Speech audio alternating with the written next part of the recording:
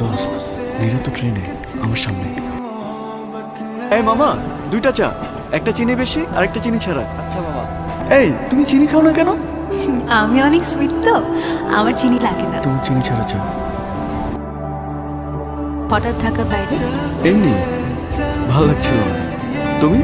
রিসার্চের কাছে, অফিসে। ছবিটা ডিলিট করনি এখনো? মন থেকে তো ডিলিট করতে পারলাম না, ফোন থেকে করে কি হবে?